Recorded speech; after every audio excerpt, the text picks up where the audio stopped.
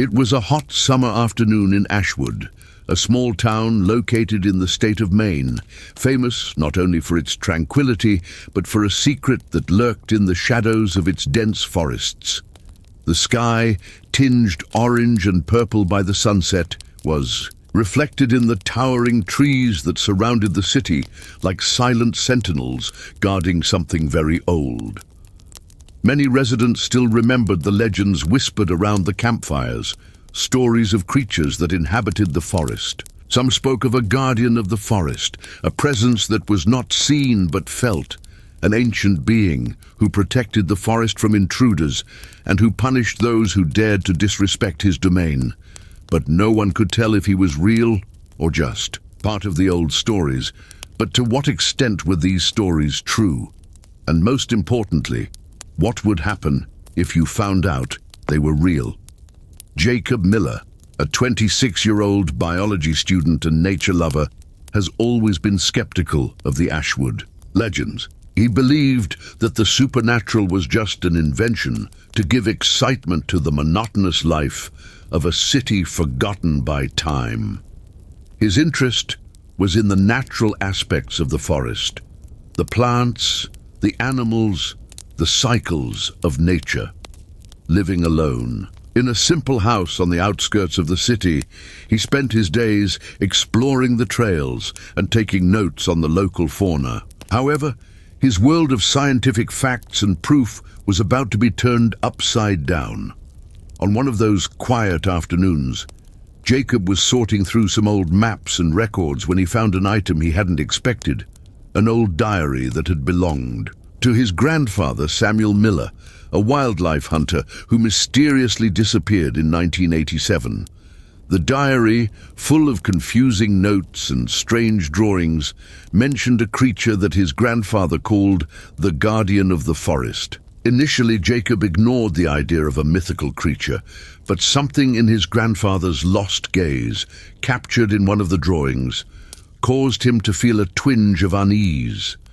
With night falling over Ashwood and the silence of the city filling the air, Jacob looked out the window of his house and saw the forest, now shrouded in darkness, seemed to pulsate menacingly. Jacob saw for a brief moment the outline of a shadow move between the trees, so large that it looked like a presence, something more than just wind and leaves. What is hidden inside, he thought, feeling a shiver in his neck. A sense of unease washed over him, a feeling he could no longer ignore. He didn't know it yet, but that diary would change his life forever. Jacob wasn't just unraveling a mystery. He was about to discover that the line between legend and reality was blurrier than he ever imagined. That night, Jacob Miller couldn't get the diary out of his head. The notes and drawings of his grandfather, Samuel Miller, fascinated him, but what bothered him most was the fact that the diary seemed to suggest that the guardian of the forest was not just a legend, but a real creature. In one of the drawings, the guardian was depicted with his body covered in dark fur, intensely golden eyes and an elongated snout, similar to that of a ferocious wolf. Its fangs and claws seemed to come to life on paper. When Jacob looked out the window, he thought he saw something large moving among the trees, but when he focused, he found nothing. The sense of being watched persisted, something that, as he progressed in his search, seemed to become more present, as if lurking in the shadows of his mind, which his grandfather had tried to study, and, more importantly, something he had hunted. Samuel Miller mysteriously disappeared in 1987 while on an expedition in Ashwood Forest, and since then, none of the town's residents have been able to find out what happened to him. Some claimed that he simply got lost, while others believed that he had been the victim of something far more sinister. Jacob, however, was a man of science. To him, the idea of mystical creatures or supernatural forces was absurd. He believed in logic and reason, and he was determined to uncover the truth behind his grandfather's notes. But looking at the drawings and the way the forest guardian was described, with dark fur, intense eyes, and long blade-like claws, Jacob couldn't help but feel a shiver down his spine. Determined to investigate, Jacob did what any curious young man would do. He grabbed his backpack, his maps, and prepared for a journey through the woods. He knew that his grandfather's house, where he had spent his childhood, was somewhere lost in the trails that cut through Ashwood, not far from where he lived. Rumors always said that the house was a place marked by tragedy, a place that no one else wanted to visit. The expedition began the next morning. Jacob spent the day walking through the woods, exploring old trails, and trying to find any clues that would lead him to something his grandfather had left behind. As evening fell, he found something unexpected, an old photograph, yellowed by time, lying next to a fallen log. It was a picture of his grandfather, Samuel, standing next to a small, secluded hut, with a shadowy figure in the background, so vague and indistinct that it looked like a shadow. The photo was old and was slightly torn at the edges, but there was something unmistakable about it. Jacob didn't remember seeing that picture before, which was odd, since he had always known where his grandfather kept all his memories. With his heart racing and the photo in his hands, Jacob felt a shiver. He couldn't understand what the shadowy figure in the picture represented, but suddenly he heard a deep, heavy sound coming from the shadows. Before he could react, something large moved between the trunks of the trees. The silhouette of the creature, with the size of a giant, muscular wolf with thick fur, seemed to observe him among the trees. It was the guardian of the forest, or something very similar, and it was closer than he imagined. Something had happened there, something he wasn't prepared to face. The photograph was the key that unlocked the door to a mystery far deeper than he could have ever imagined. Determined to understand more, Jacob followed the path that would lead to the cabin. He knew that, like his grandfather, he was also searching for answers. But what he didn't know was that by following the trail left by Samuel Miller, he was approaching something far more dangerous than he could ever have predicted. With the photograph in hand and a growing sense of unease, Jacob prepared to continue his journey. But as the sun set behind the trees, he felt a presence. Something watched him from afar, like a shapeless shadow among the trees. He didn't see the creature, but he knew it was there, waiting for the right moment to reveal itself. His every step seemed to be accompanied by invisible eyes, making the air around him thicker, and at that very moment he knew that his life would never be the same again. As he walked through the woods, a growing sense of unease washed over Jacob. Ashwood Forest, which he had once seen as a peaceful place, now seemed to be filled with unseen presences, watching his footsteps. The breeze that had once caressed his skin quietly now had a dense quality, as if each leaf whispered secrets that he couldn't hear, but felt deeply. Fear, though not yet fully defined, was beginning to creep into the depths of his mind. He didn't know if he was being paranoid or if something was really going on. Fear is a complex and multifaceted emotional response. At its core, fear is a natural reaction to a perceived threat. It is deeply connected to our survival system, activating the fight-or-flight response, preparing the body to act in the face of imminent danger. But Jacob's fear was not of anything tangible or immediate. He saw no monsters or menacing figures in front of him. Instead, he felt a growing anxiety, a sense that something was about to happen, but that it was still out of his control and comprehension. This sense of anticipation and uncertainty is part of what psychologists call existential fear. When we confront the unknown, something we can't control or predict, we experience a form of existential anxiety. This anxiety is a natural reaction when the individual is faced with a vague and undefined threat, where the solutions or answers are not clear. That was exactly what Jacob felt. It wasn't just the presence of a monster or a shadowy creature. It was the feeling that the world around him was being altered, that the natural laws he knew were being challenged. Fear psychology also talks about the unconscious threat. Fear comes not only from things we can see, but also from things we feel but don't understand. In Jacob's case, the legends about the forest guardian and the presence of the creature his grandfather had described were more than simple stories. They were vague but potent concepts that began to make sense in a much more personal way. The idea that something had been triggered by his grandfather and that he was now, for some reason, destined to face it increased his anxiety. Jacob knew he couldn't just ignore the signs that were building up around him, but he wasn't sure how to face them either.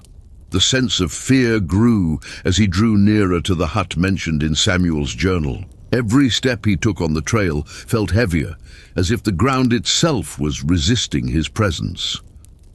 This is a reflection of what psychologists call a threatening atmosphere.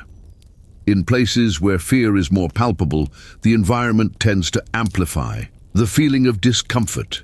The forest at that time was more than just trees and roots. It was a maze of uncertainty, with every sound, every movement, adding to Jacob's sense of vulnerability. But what he didn't know is that fear was also preparing him without him even realizing it. When threats are vaguely perceived, such as the ones he experienced, the brain activates a constant alert response. Jacob was beginning to notice unwittingly that his body was more attentive to sounds, more alert to any movement. Even the slightest change in the environment seemed like an imminent threat. His mind, in a constant state of vigilance, made him question every step, every breath. He was being led, without realizing it, to a revelation that he was not yet ready to understand. Then, in a moment of clear introspection, Jacob asked himself, what if everything my grandfather told me was true? What if what he found in the forest was real? His own fear became his greatest ally and his greatest enemy as it pushed him down a path of no return. As he approached the cabin, he knew he was about to discover something that would alter his view of the world forever. With his heart beating faster and the shadows of the forest becoming denser as the sun faded over the horizon, Jacob had a clear feeling something was waiting for him inside, and that something wasn't just a legend. Now he had no choice. He needed to face what was to come. And as it turned out, the forest guardian was closer than ever. As Jacob advanced along the trail, a sense of strangeness came over him, as if the forest was changing around him. The sounds of nature, which he had always recognized, began to become distorted, as if the very sounds of the environment were being manipulated. The wind that swayed the trees now had a menacing hue, and the shadows that stretched as the sun set seemed to move with an intention of their own. Something was adapting, something he didn't understand. While science teaches us about the evolution of species over the millennia, few people know that within the natural realm, adaptation can occur in such unexpected ways. Creatures that inhabit isolated regions such as dense, unexplored forests possess a remarkable ability to evolve in response to the environment in which they live. But this adaptation is not only biological, it can also be psychological and behavioral. Over the years, the constant interaction with the unknown, with fears and mysteries, shapes these entities in ways that defy logic. The idea that the forest guardian was a unique creature with powers that could not be explained by traditional biology began to make sense to Jacob. He understood that evolution was not limited to just what could be seen or touched. Creatures like the guardian could have evolved in a much more sinister way, adjusting to the environment and nature of the forest itself. A forest that was not just a collection of trees and animals, but a living, ever-changing organism. Jacob soon realized that the forest guardian was not just a creature that existed in the shadows.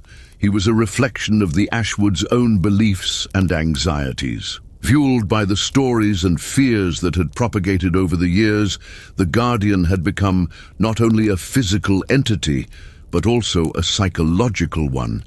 Every legend told around the campfire, every whisper of superstition made the Guardian stronger, more real. As Jacob walked deeper, he began to realize that the creature was not only reacting to his surroundings, but also to his emotions, to the growing fear that enveloped him.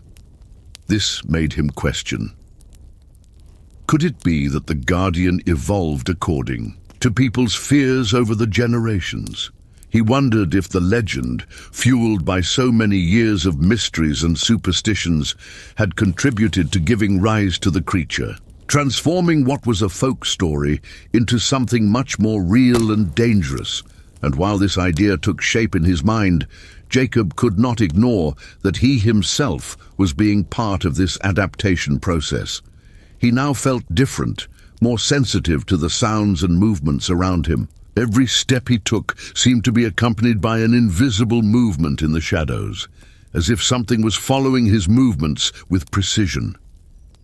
He didn't know if it was the forest, the Guardian, or the fear in his mind, but he felt that the line between reality and the supernatural was unraveling. With the cabin finally in sight, Jacob felt a surge of anxiety, but also a sense of urgency. He knew he was about to find out the truth. The Guardian was not just a legend or a simple creature. He was an adaptation to the forest, to human fear, and perhaps even to Ashwood's own story. But what did this evolution mean for him, for the city, and for everything he knew? The wind picked up, and darkness began to envelop the hut. Jacob knew he was about to enter an unknown territory, where the laws of nature and reason no longer applied. He took a step towards the half-open door, feeling that every movement was being watched, both by the forest and by the creature that awaited him. With his heart racing, he prepared himself for what was to come, aware that what he was about to face was not just a physical confrontation, but a battle between the natural world and what had in time become a living legend. The Guardian of the forest watched him, but no longer as a simple myth. He was facing an adaptation of the very essence of the forest, and perhaps of his own survival. Jacob stopped at the door of the cabin, his mind a mixture of confusion and anticipation. The air around him was denser, as if the forest itself had closed in around him. The light from the lantern flickered in his hands. Its reflection on the aged wooden walls seemed distorted, almost as if the hut itself was breathing. He hesitated for a moment, feeling that every step he took him deeper into a place where the rules of reality no longer applied. The forest was no longer just a scenery. She was alive, changing, reacting to him.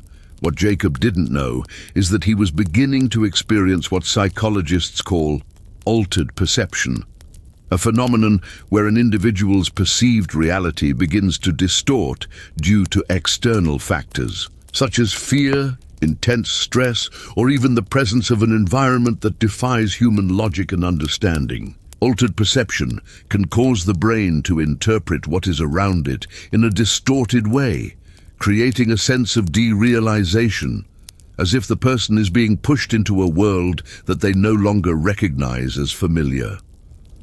As Jacob entered the hut, the walls seemed to narrow around him, as if they were closing.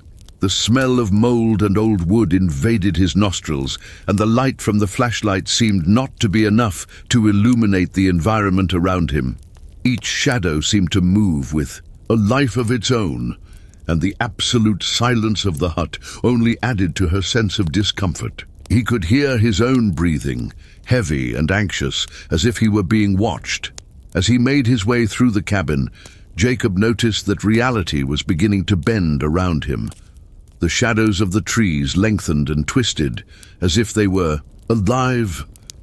With each step he took, the environment seemed to change slightly. A tree that hadn't been there before, a distant sound approaching without explanation. He no longer knew what was real and what was being created by his fear-fueled mind. This was not just a psychological effect. The forest, the guardian, the very space where he was, seemed to have the power to shape Jacob's perception in a way he never imagined possible.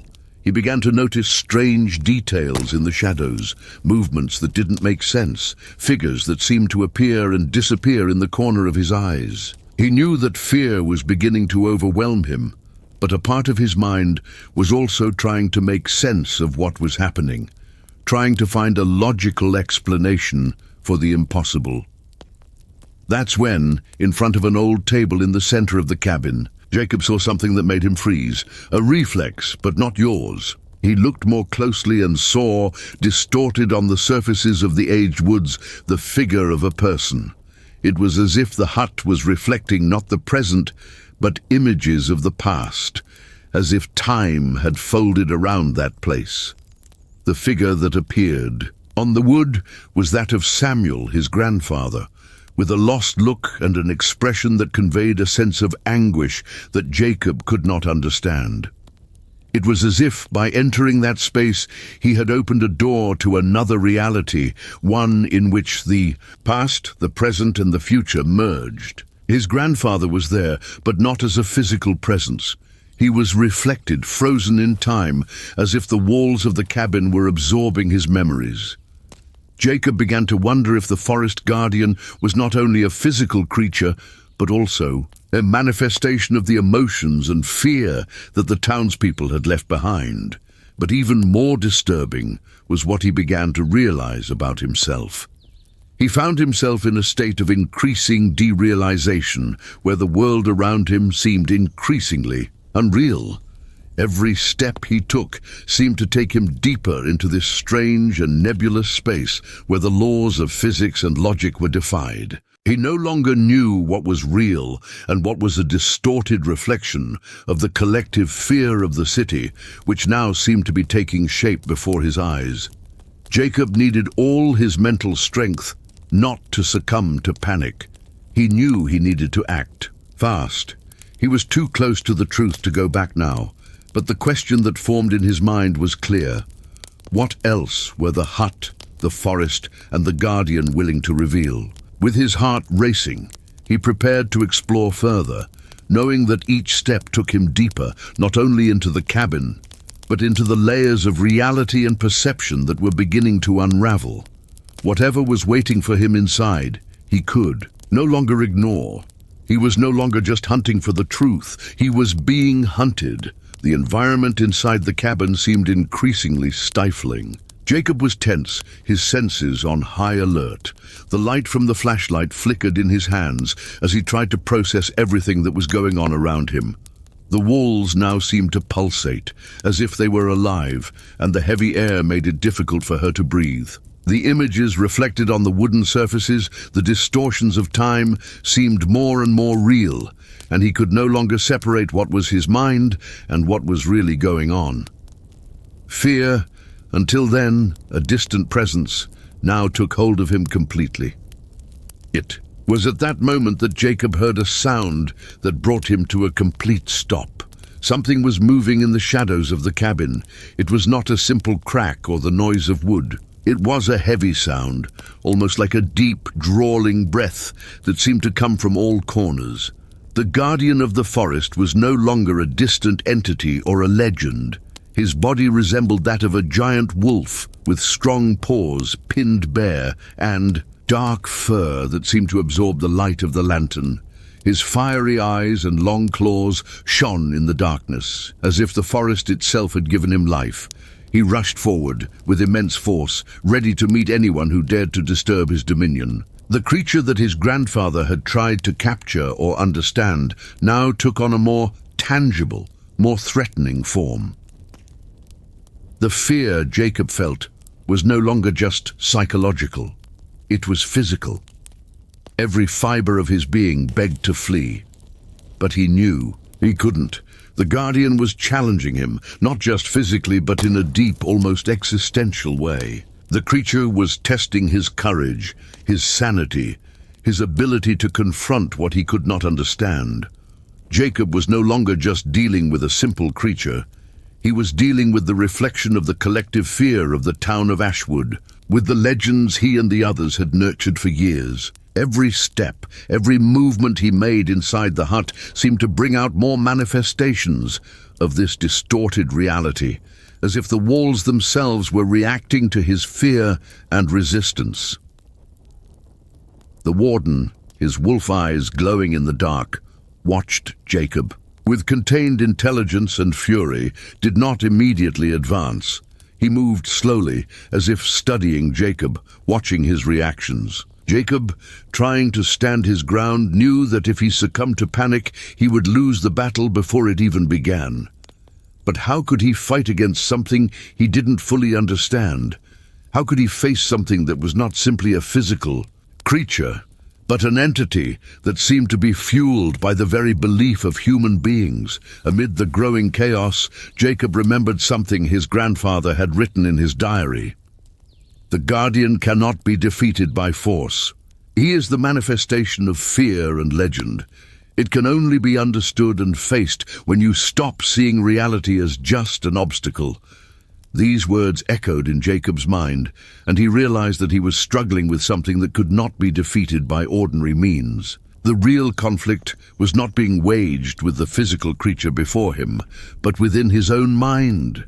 The Guardian was a reflection of what he feared and did not understand, and as long as he was immersed in his own doubt and fear, the creature would be in control.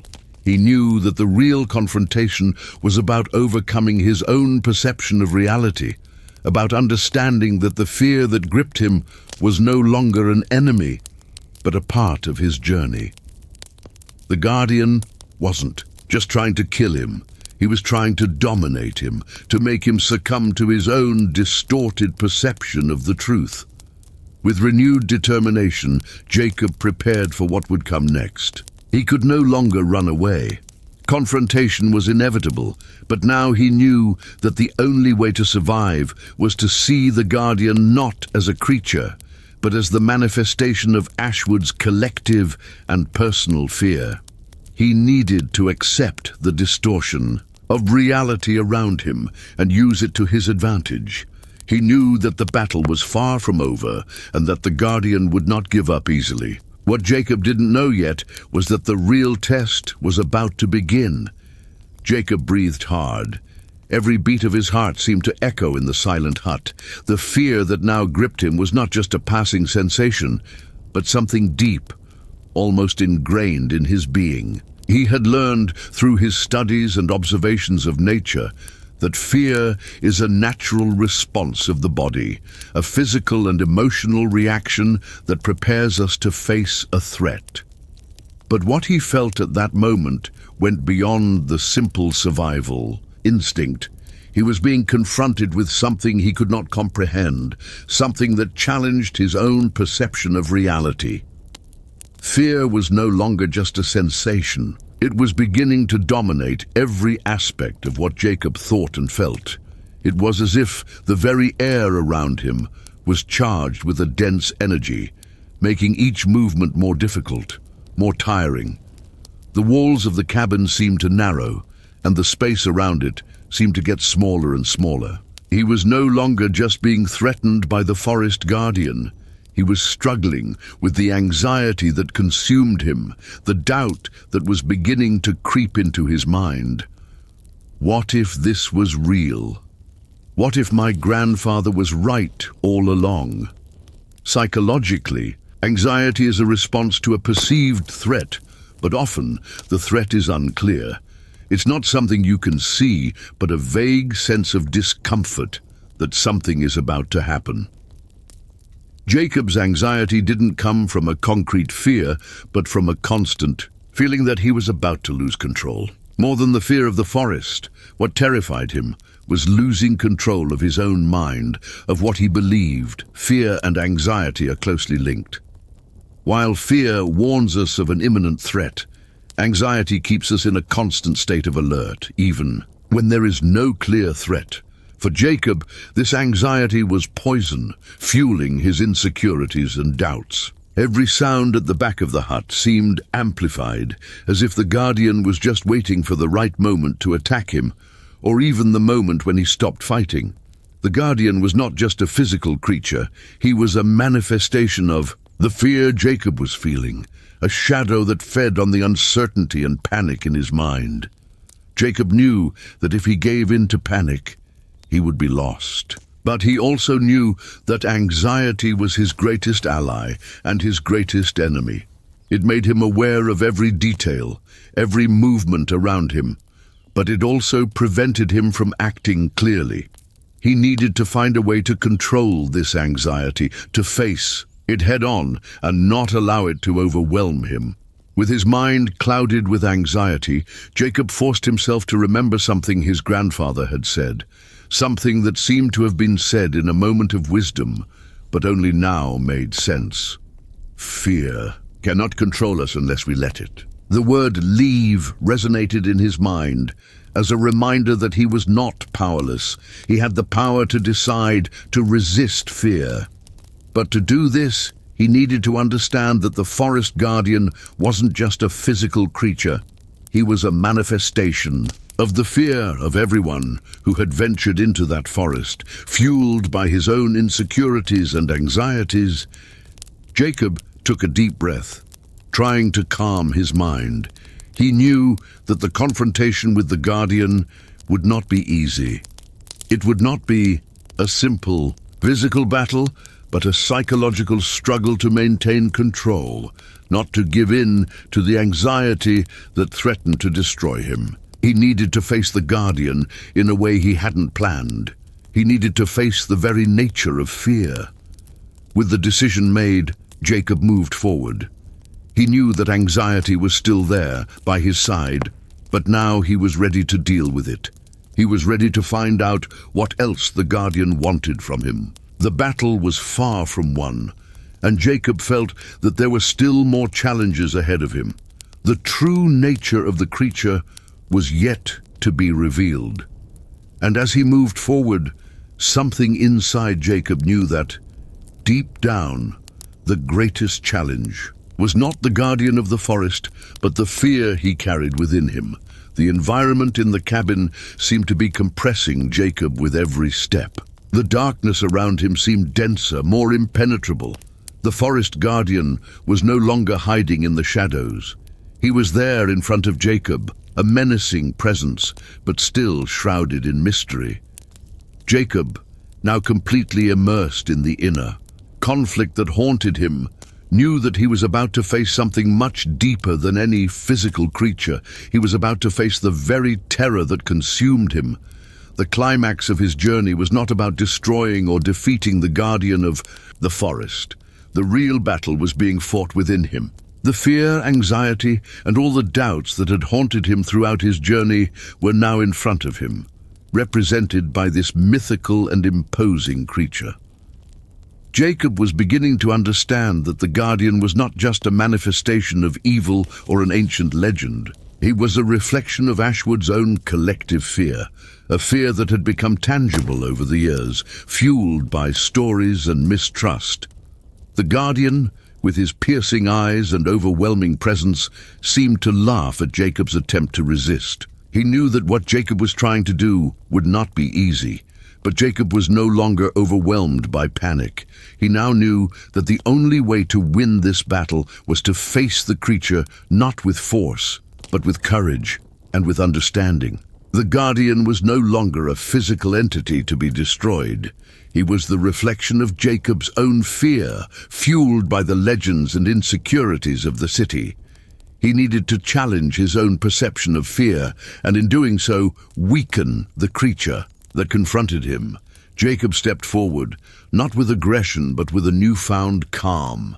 He felt the weight of his doubts and anxieties, but he no longer let them govern his actions. The creature in front of him began to shake, as if he was feeling this change. Jacob then had a crucial revelation. The Guardian was not invincible. He fed on fear, uncertainty, weakness. He was growing stronger because Jacob was beginning to lose faith in his own strength. But now, as he faced his own insecurity, he was nullifying the Guardian's power. The air in the hut seemed lighter now, and the Guardian's presence began to dissipate, as if the shadows around him were receding. Jacob felt an increase of energy within him, a sense of clarity that filled him as he looked at the creature. He knew that the battle was not yet completely resolved, but now he had control. The Guardian of the forest was no longer an unattainable monster, but a manifestation of his own fear, and he was finally ready to confront him. As the Guardian charged forward again, Jacob stood his ground, his eyes fixed on the creature. He was no longer on the run. He faced his own fear, and in doing so weakened the creature before him. The Guardian for a moment seemed to hesitate, as if he was being repelled by Jacob's inner strength. He knew that the fight was coming to an end, but he didn't know what kind of end it would mean. With the creature faltering, Jacob charged forward, determined to end the presence that had haunted him throughout his journey. But before he could deliver the final blow, something stopped him. A sense of alertness filled him, as if there was still something he hadn't fully understood. He knew that the real answer lay in a deeper place within himself, and the journey was not yet complete. The Guardian stood up, defiant, and Jacob felt that there was still something more to be unraveled. What he had faced so far was just the beginning of a larger mystery, a deeper threat that lurked in Ashwood's roots, and that might well return, stronger than ever.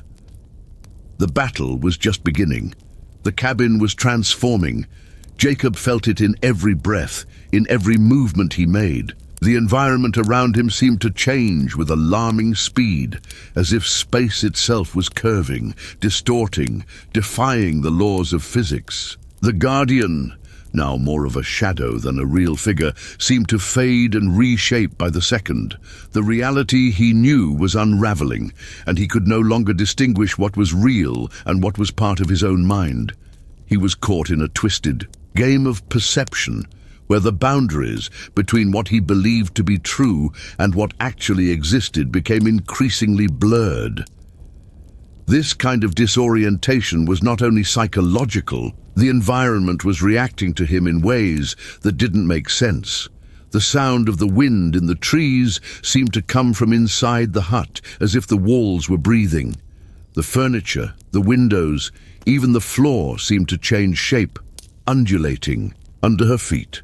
Jacob had the feeling that he was being taken to a place where time and space no longer had meaning. It was as if the cabin was a point of convergence between reality and something much older and more chaotic. This disorientation, this loss of meaning and control, was not new. He had heard about it in old stories, where people who entered certain places were consumed by madness, by the inability to perceive what was true. The human mind, when confronted with the unexplainable, can enter a state of cognitive failure, where the perception of the world around it begins to fragment. Jacob was now at that critical point, where fear, anxiety, and alterations in the perception of reality were about to overwhelm him. Every step he took in the cabin seemed to lead him to a new space, to a new place he didn't recognize.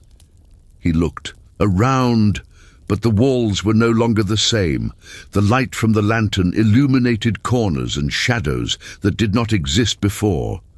He knew that the forest guardian, with its ancient wolf form, a creature that seemed to be made of the very essence of the forest, was not just physical, but like a force that distorted the environment around him. The Guardian was no longer just physically attacking Jacob. It was attacking his mind, confusing him, making him lose track of time and space. As Jacob tried to stay focused, a sense of dread began to take over his body. The shadows on the walls stretched and writhed, seeming to form human forms. The ground beneath him seemed to give way, as if he was being pulled into the earth. He felt a growing pressure on his mind, a sense that something invisible was crushing him, forcing him to lose connection with reality. Jacob knew he needed to fight back, but what terrified him most was the feeling that he was no longer just fighting the creature in front of him, but something far more powerful and elusive. The The disorientation grew as the cabin seemed to expand and contract, as if it were alive. Jacob had the feeling that he was being carried away by a whirlwind of space and time. He no longer knew if he was inside the cabin or if he was in another place entirely. The doors seemed to multiply, the windows crumbling into a blur of colors and lights. He felt that he was being swallowed up by darkness, lost in a labyrinth of his own perceptions. What once seemed like a battle against a supernatural creature now turned into an existential nightmare, where Jacob questioned his own sanity. He was beginning to understand that the forest guardian wasn't just a physical or spiritual threat. He was a manifestation of the very distortion of reality, a force that existed to undo the balance of the human mind. But as lost as he was, Jacob knew he still had something on his mind that separated him from madness, the determination to uncover the truth. He needed to understand what was going on, and more importantly, what the Guardian wanted.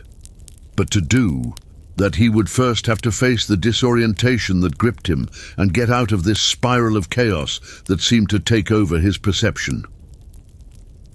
In the whirlwind of lights and shadows, Jacob realized that there was still something in his vision, something familiar. At the back of the room, a figure stood out among the distortions, and he knew, somehow, that the key to understanding what was happening was there, right in front of him. But at the same time, he knew that time was running out. He needed to act before it was too late. Jacob was exhausted. Fatigue, both physical and mental, weighed on his shoulders with overwhelming intensity. The cabin, which had previously looked like a prison of disorientation, now seemed quieter, but the air was still charged with an oppressive energy. He had faced the Guardian, confronted his own insecurities, and was on the threshold of understanding. But something inside him said that the battle was not over. The Guardian, though weakened, was still there in the shadows of Jacob's mind, waiting for the opportunity to return. The environment around him was beginning to stabilize.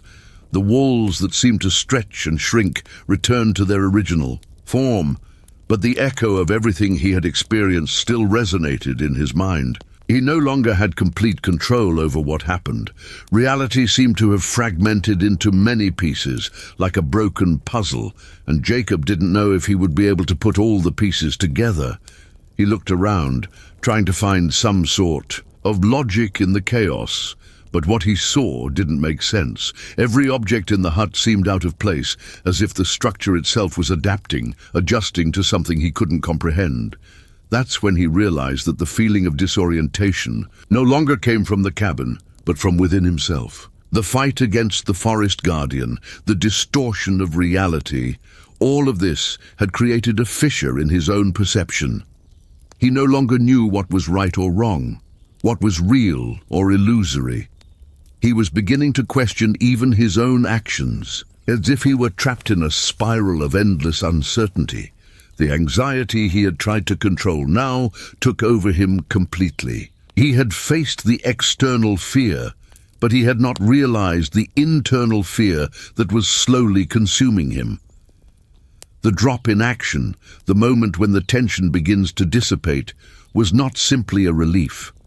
For Jacob, this was the most dangerous moment. The fight against the Guardian had brought to light something much more complex and profound than he had imagined. Fear was not something that could be defeated with courage alone. It was a constant presence which fed on uncertainties and failures in perception. Jacob now found himself at the center of a mental battle where he could no longer completely trust his worldview.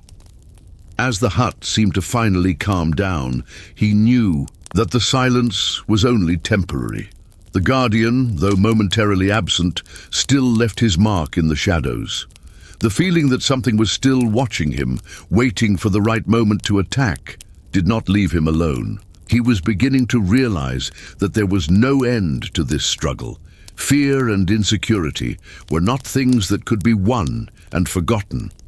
They would be a constant presence in your life, a shadow that would follow you wherever you went. Jacob, then, made a decision. He could no longer remain in a state of uncertainty. He needed to get out of that hut. He needed to face what was left of the Guardian, and most importantly, he needed to deal with the fear that had invaded his own mind. But as he prepared to take that step, he knew that the real journey was just beginning. The cabin and the forest had only been the beginning of something much bigger, something he could not foresee. With the feeling that time was running out, Jacob stood up, more determined than ever. He knew that in order to truly free himself, he needed to understand the Guardian in a deeper way, as a part of something much bigger. The fear, the distortion of reality, and even the existence of the creature, all of this was connected in a way that he could not yet understand. But as he took the first step out of the cabin, he felt he was closer to the truth than ever before, and he knew that the next stage of his journey would be decisive. Jacob took a deep breath as he walked through the door of the cabin, now with a clearer mind, but still feeling the weight of uncertainty. The forest before him seemed peaceful, but he knew that as serene as it was, it still hid something deep and dark. Something that was intrinsically linked to the past of his town, Ashwood, and to those ancient legends that he always treated as fantasies. But now, after all he had experienced, he knew that these stories were not just tales. They were memories, fragments of a long-forgotten time. The forest around Jacob seemed alive, almost as if he was watching his movements. Each step seemed to echo more strongly than the last, and the sounds of nature seemed more intense, as if the environment was reacting to their presence. Jacob felt a growing connection to that place, as if he was becoming part of the forest, entangled in history, and the supernatural that surrounded him. He remembered the entries in the diary of his grandfather, Samuel, the stories that his grandfather had written about rituals and creatures that inhabited the forest, that protected or destroyed anyone who dared to invade his domains. But there was something deeper there, something Jacob was beginning to understand. His grandfather's words, which had once seemed like just tales of a man seeking adventure, now took on a new form. Jacob was beginning to understand that the Guardian was part of his history, not just a legend, but a legacy. Jacob had never known how deep his grandfather's involvement was with Ashwood's supernatural. He had learned that Samuel had disappeared into the forest, but he did not know that he had been part of a ritual that was intended to control the forces that now tormented him. Every story, every legend that he thought was a simple tale was connected to an older, more mysterious event, an event that his grandfather had tried to control, and that was now, somehow, manifesting in more powerful and unpredictable ways. The connection between the past and the supernatural became more and more evident as Jacob advanced through the forest.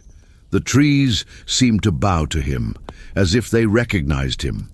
There was something more there, something beyond the leaves and roots. Jacob felt that the same energies that had fueled the Guardian and other supernatural beings in Ashwood were connected to his family's history in a way that he could not yet fully comprehend. He knew that his grandfather had become involved with these forces to protect the city, but what Samuel had not known was that the cost of playing with the supernatural was immense. Now Jacob was faced with a new dilemma. He was no longer just trying to understand the Guardian of the forest or the nature of the fear he represented. He was trying to understand his own heritage, the role he and his family had played in this dangerous game between the natural and supernatural worlds. He was beginning to realize that what was happening was not a simple manifestation of a legend, but an unfolding of an event that had begun long before his birth. The choices made by his grandfather, by his family, were now unfolding, and Jacob, as the last heir, had to face the consequences of those choices. As he walked deeper into the woods, Jacob felt a mixture of fear and determination. He didn't know what awaited him, But now he knew he couldn't run away. The history of his family, the Guardian, and Ashwood's supernatural were intertwined in a way he needed to comprehend before it was too late. He knew he had a role to play, but what that meant, he still didn't fully understand. And as the forest around him seemed to begin to take a more sinister shape, Jacob knew that the answer he was looking for was closer than he imagined. Something or someone was waiting for him, and his journey was about to take an even deeper step, where the past and present would collide in a way that would forever change his fate. As Jacob went deeper into the forest, the pressure around him intensified. He knew that each step took him further away from normality and more towards the unknown. But what disturbed him most was not just the fear or horror of the situation. It was the fact that he was beginning to understand that what was happening to him and Ashwood was not just a supernatural matter. There was a deep psychosocial layer that shaped all of this. The legends of the town, the creatures of the forest, the Guardian himself. It all seemed to be linked to the way the residents of Ashwood, and especially his family, had dealt with the unknown over the years. Jacob began to realize that fear was not something isolated or individual. It was a collective phenomenon. Ashwood was not just a town with a history of legends, but a place where fear had been passed down from generation to generation. Social psychology explains that the collective beliefs of a community can have a profound impact on the behavior and actions of individuals. Collective fear can feed on ignorance, superstitions, and the desire to control the uncontrollable. And, in Ashwood, this fear had not only shaped popular beliefs, but also the actions of its inhabitants. He thought about his grandfather, Samuel, and the reason why he had become involved in ritual and the supernatural. Samuel, like many other residents of the city, had acted out of a need for protection, for control over something that seemed uncontrollable. But in doing so, he had contributed to the strengthening of this cycle of fear and control that was perpetuated in the city. Jacob was beginning to understand that the rituals of protection and the secrets of the forest were more related to trying to calm the fears of the population than actually dealing with what existed in that forest. It was as if his grandfather's actions, instead of bringing peace, had intensified the presence of the supernatural, transforming fear into something more tangible and real. Jacob began to understand that Ashwood was not just a town marked by the supernatural, but a town that had been shaped by it. Fear, transmitted from generation to generation, created a vicious spiral. Every legend that spread, every unsolved disappearance, fueled the collective belief that the forest was a place no one should approach. Ashwood, with her roots deep in fear, was imprisoned by her own beliefs. The need to belong to a group, to align with popular beliefs, can create a kind of vicious cycle where fear is shared, reinforced, and perpetuated. Stories about the Guardian, about creatures in the forest, became not only part of the local culture, but also a mechanism of social control. They kept residents in check, controlling their actions and beliefs, and creating a society where fear was the basis for many of their decisions. Jacob was now in an internal struggle. He had been raised to understand biology, science, the world, through a logical perspective, but the forest and the creatures that dwelt there were defying everything he knew. At the same time, he could not ignore the psychosocial history of his city. What he was facing was not just a creature, it was not just a supernatural phenomenon. He was confronting the roots of a collective fear deeply rooted in the culture and psyche of Ashwood's inhabitants. He could not escape it. He was part of it now. This reflection weighed on Jacob as he approached a critical point in his journey. The fight was no longer just against the Guardian, but against the very collective fear he carried with him. What would it take to break this cycle of fear? And more importantly, what could he do to change the way the city viewed the supernatural? As the sounds of the forest became more intense, Jacob felt that the key to unlocking all of this mystery lay not in destroying the creature in front of him, but in confronting the fear ingrained in the people of Ashwood, including himself. And, at the same time, he knew he was nearing the answer to the great riddle, how to free the city from the cycle of fear that had so long gripped it. He had a choice, but he didn't yet know what that choice meant for him, for his city, and for his future. The journey was far from over. Jacob was standing on the edge of the forest, watching the town of Ashwood in the distance. The sky was beginning to clear with the first rays of sunshine, but the weight of what he had experienced, of what he now understood, remained with him. The forest behind him was silent, but he knew that the battle he had fought was not only against the forest guardian. It was not just a fight against a creature or a myth that had become reality. The real struggle he had faced was internal. He had faced his own fears, his own doubts and insecurities, but in doing so, he had also confronted the collective fear of his city, of his family, and perhaps even the fear of humanity itself. The story of Ashwood, the guardian, and the creatures that inhabited the forests was intertwined with the fear that the town had cultivated over the years. But most importantly, Jacob finally understood. Fear was not an external force, something that could be seen or touched. Fear was an energy that fed on the beliefs and insecurities of human beings. It was an invisible force that shaped not only how people saw the world, but also how they lived in it. And the guardian of the forest, like all legends and myths, was not simply a creature or a supernatural entity. He was the embodiment of this fear, something that existed and strengthened within everyone who believed in it. Jacob felt a shiver as he realized that the guardian had not been defeated. He hadn't destroyed the creature physically, but somehow he had learned to accept his own vulnerability. He had learned that true strength lay not in fighting fear, but in understanding and overcoming it. The guardian had ultimately been a reflection of what Jacob feared in his own life: uncertainty, doubt, and loss of control.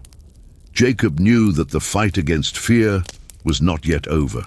Although he had faced the creature, challenged the supernatural, and pushed his own limits, he understood that the greatest challenge was not in defeating an entity, but in dealing with the truth he now carried. The guardian of the forest wasn't just a physical threat. He represented human fear, something rooted not only in the shadows of the forest, but in the minds of everyone in Ashwood. Jacob had learned that fear will never completely disappear. He would be a part of his life as he would be a part of the city, but now he knew how to face it in a way that would not overwhelm him.